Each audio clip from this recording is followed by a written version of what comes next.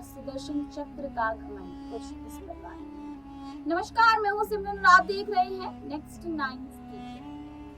जब सत्यभामा को अपने रूप का घमंड हुआ तो भगवान विष्णु ने कुछ ऐसा किया जिससे कि सभी को एक सीख मिली। देखिए, एक बार की बात है कि भगवान श्री कृष्ण द्वारका में रानी सत्यभामा के साथ सिंहासन पर विराजमान थे और गरुड़ देव और सुदर्शन चक्र भी उनके ही बैठे थे।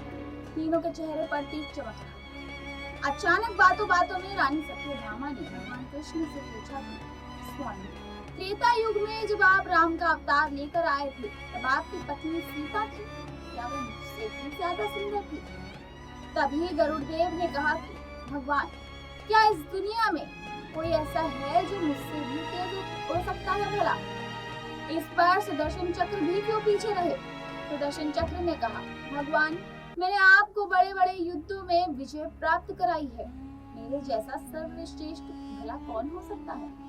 भगवान समझ गए कि इन तीनों को ही अपने रूप और शक्ति पर अभिमान हो रहा है और उनके इस अहंकार को खत्म करने का वक्त आ गया है। ऐसा जानकर प्रभु ने गरुड़ से कहा कि तुम हनुमान के पास जाओ और कहना कि भगवान राम और माता सीता आपकी प्रतीक्षा कर रहे हैं। गरुड़ भगवान की आज्ञा लेकर चल पड़े।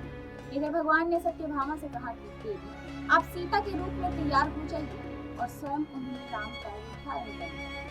प्रभु ने सुदर्शन चक्र को आज्ञा दी कि तुम महल के द्वार पर खड़े होकर पहरा दो, कोई मेरी आज्ञा के बिना अंदर न आ सके, इस बात का विशेष तौर पर ध्यान देना।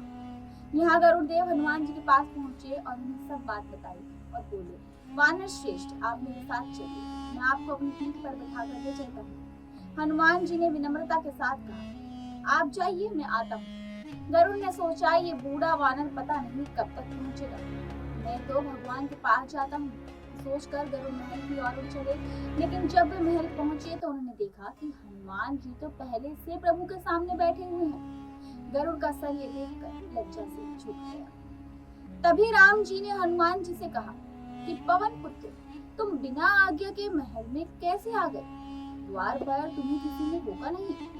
इस पर हनुमान जी ने सर झुकाकर सुदर्शन चक्र को मुंह से बाहर निकाला और बोले, प्रभु मुझे क्षमा करें, इस चक्र ने मुझे आपसे मिलने से रोका था, इसीलिए मैंने इसे मुंह में भर लिया था ताकि मैं आपके दर्शन प्राप्त कर सकूं। इसके बाद हनुमान जी ने हाथ जोड़कर प्रभु से कहा कि प्रभु, आज माता सीता के स्थान पर ये दासी कौन बैठी है? इस बात से रानी सत्यभामा, गरुड़देव और सुदर्शन चक्र तीनों का घमंड चकनाचूर हो गया। फिलहाल के लिए इतना ही। ऐसी और जानकारियों के लिए आप देखते रहिए नेक्स्ट 9 स्पीच। तब तक के लिए